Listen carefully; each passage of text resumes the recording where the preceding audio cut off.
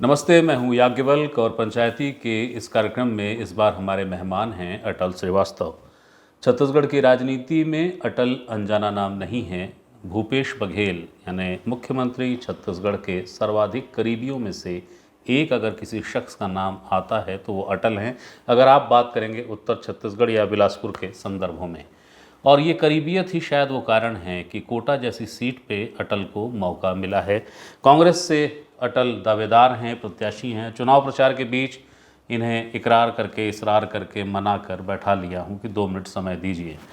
अटल, ये चुनाव कितना जटिल है? हर चुनाव जटिल होता है और लोकतांत्रिक व्यवस्था में चुनाव को कभी भी बहुत इजी नहीं लिया जाता है। और कोटा विधानसभा का चुनाव इसलिए भी जटिल है कि छत्तीसगढ़ के दो राजनीतिक परिवार, प्रतिष्ठित राजनीतिक परिवार वहाँ से चुनाव लड़ रहे हैं। तो चुनाव जटिल तो है, पर एक विश्वास ये है कि वहाँ कांग्रेस की परंपरागत सीट है, कांग्रेस के वहाँ वोटर्स हैं, इसलिए ऐसा लगता है कि इस बार कांग्रेस की मतदाता वापस कांग्रेस की तरफ रुख करेंगे और भूपेश बघेल जी की जो नीतियाँ हैं 5 सालों में, उसका फ़ायदा वहाँ पर मिलेगा। कोटा निश्चित तौर पे एक ऐसी सीट है जो भाजपा के लिए अबूझ पहेली है, लेकिन आपको लेकर क्या वो स्वीकार्यता है यहाँ के लोगों में, यहाँ के कार्यकर्ताओं में, या आप पैराशूट प्रत्याशी माने जा रहे हैं? देखिए, मैंने लोकसभा चुनाव लड़ा है और लोकसभा चुनाव का एक हिस्सा कोटा विधानसभा क्षेत्र भी था। जी। उसके पहले भी कई परिस्थितियाँ ऐसी आई जब कोटा में काम करने का मौका मिला, चाहे उपचुनाव हो या उसके पहले पंडित राजेंद्र प्रसाद शुक्ल जी थे, तब भी कोटा विधानसभा आना जाना था। तो कोटा विधानसभा कहीं से भी अछूता नहीं है या मैं वहाँ के लिए अनजान नहीं हूँ। वहाँ के लोग मुझे जानते हैं और लोकसभा की बात तो और बहुत ही अच्छी। और लोकसभा चुनाव का रिजल्ट भी हम लोग लगभग हर सीट जीत 2200 वोट से ही पीछे रहे थे। वहाँ के लोगों का साथ मिला था। मोदी लहर में भी वहाँ पर हम लोग बहुत अच्छा प्रदर्शन किए थे। तो कोटा मेरे लिए नया नहीं है, वहाँ के मतदाता मुझसे परिचित हैं। यहाँ पे आपकी प्रतिस्पर्धा किससे है? रेणु जोगी प्रतिस्पर्धी मुख्य मानते हैं आप, या प्रबल प्रताप जो भारतीय जनता पार्टी के प्रत्याशी हैं उनको? देखिए, जो भी राष्ट्रीय पार्टी हैं वही प्रतिद्वंदी होते हैं। क्षेत्रीय पार्टियों का कुछ समय परिस्थितियों बस एक पानी के बुलबुले की तरह आते हैं, एक बार जीतते हैं चले जाते हैं।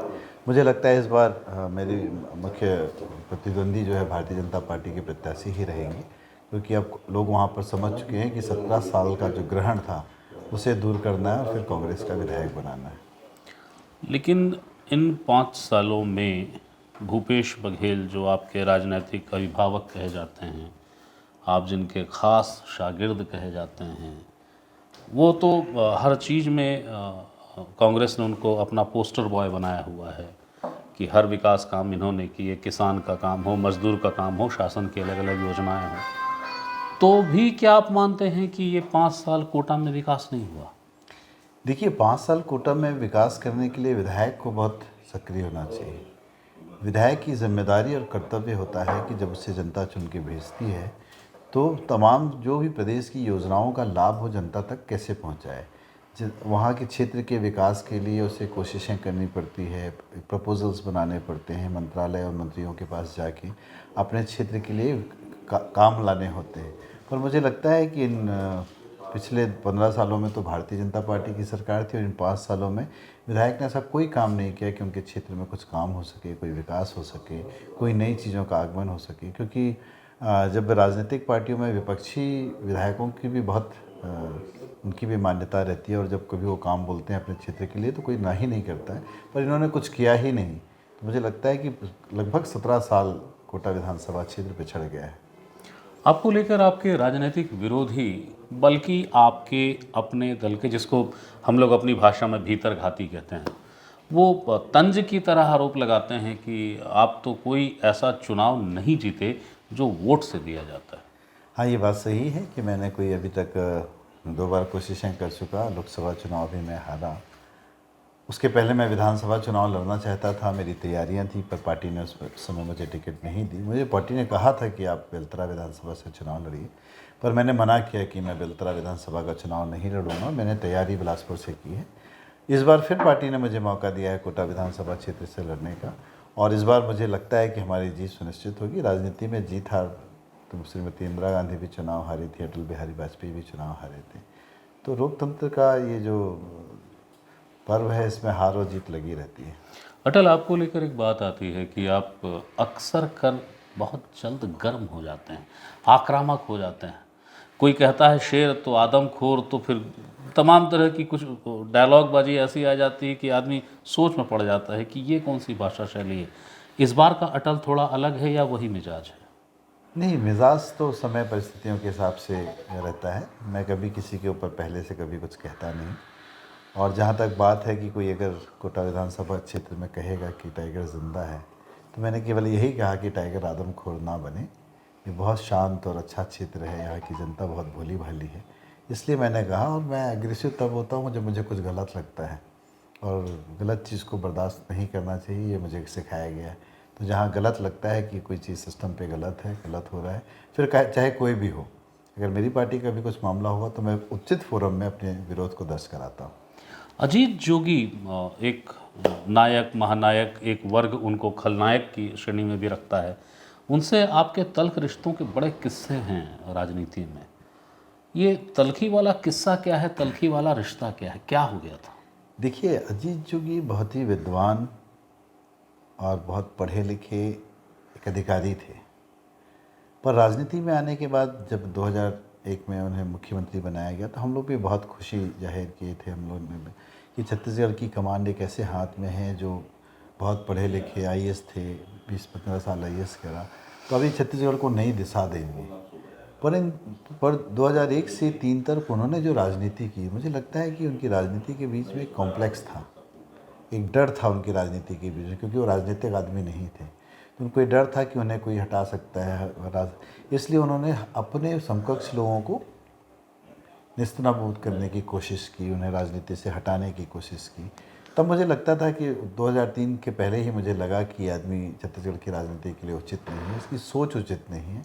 और जहाँ वैचारिक मतभेद होते हैं तो वहाँ वैचारिक मतभेद थे, पर कुछ मायनों में मैं मानता भी हूँ कि उनमें जो चीज़ें थी वो किसी में नहीं थी। जो उन्होंने 3 सालों में अपनी एक छवि बनाई थी, पर उसके पीछे जो छवि थी वो ख़तरनाक थी, इसलिए 2003 के बाद वो कभी सत्ता में नहीं आए और ना उन्होंने कांग्रेस को आने दिया। और वो जो उनकी जो राजनीति थी वो सेल्फ सेंटर्ड थी, खुद पर केंद्रित राजनीति थी, पार्टी पर केंद्रित राजनीति नहीं थी, जिसका मैं विरोध करता था कि पार्टी केंद्रित राजनीति होनी चाहिए। और उनकी तमाम जो कुछ और गतिविधियाँ थीं, अपने से समकक्ष लोगों को ख़त्म करना, उनको साइडलाइन करना, राजनीति में केवल मैं की राजनीति करना, तो उसका मैं विरोधी था। और उनकी कुछ अच्छी चीज़ों का मैं समर्थक भी था, मैं उनकी बड़ाई भी करता था। ये मतदान कुछ ही घंटों में होने वाला है, नतीजे 3 तारीख को आ ही जाएंगे। हर प्रत्याशी को दावा करने की आज़ादी है कि वो तो चुनाव जीतेगा। अटल, आपका दावा कितने वोट के अंतर से जीत का है, या कोई और शब्द इस्तेमाल करना चाहेंगे आप? देखिए, अभी तो हम लोग चुनावी रण में हैं, अभी भी संघर्ष, अभी कुछ घंटे बचे हुए हैं। और चुनाव में, खेल में, सब में कहा जाता है कि आपको अपनी अंतिम कोशिश नहीं छोड़नी है। तो मैं अभी अपनी अंतिम कोशिश नहीं छोड़ूंगा। जीत हार का फैसला चुनाव के वोटिंग के बाद मैं बता सकता हूँ कि क्या होगा, पर अभी तो संघर्ष जारी है और अंतिम समय तक ये संघर्ष जारी रहेगा। हम किसी भी पहलू को छोड़ेंगे, ये चुनाव है, चुनाव में हम ये आज नहीं कह सकता, चुनाव के बाद मैं आपको बता सकता हूँ कि जीत हार का फैसला क्या होगा। बहुत बहुत शुक्रिया। ये थे अटल, जो बता रहे थे कि कोटा विधानसभा में उनकी भूमिका क्या है और किन परिस्थितियों के बीच वो चुनाव लड़ रहे हैं। कोटा को लेकर एक बात याद रखिएगा, कोटा विधानसभा एक ऐसी विधानसभा है जहां एकीकृत मध्य प्रदेश के समय से ये सीट भारतीय जनता पार्टी के लिए अबूझ पहेली है, बीजेपी कभी जीत नहीं पाई है। लेकिन इस बार इस सीट पर नज़र क्यों है? नज़र इसलिए है क्योंकि कभी कांग्रेस के कद्दावर नेता रहे अजीत जोगी के गृह क्षेत्र का लगा हुआ इलाका है जिसको कोटा कहते हैं। मरवाही उनके बगल की सीट है, कोटा वो सीट है जहां से अटल लड़ रहे हैं। कोटा ही वो सीट है जहां स्वर्गीय अजीत जोगी की पत्नी श्रीमती रेणु जोगी इस समय मौजूदा विधायक हैं, छचका से प्रत्याशी हैं। अब सवाल यही है कि जो कोटा का मतदाता है उसका मैंडेट क्या होगा? क्या वो अपना जो रुझान है वो रेणु जोगी की तरफ ले जाएगा, छचका की तरफ उसका विश्वास रहेगा, या फिर अटल को देखते हुए पंजे के निशान पे मुहर लगा देगा? अटल अहमियत रखें ना रखें, पंजे पर कोटे की जो आस्था है वो बरकरार रहेगी। देखने की बात होगी। नमस्कार।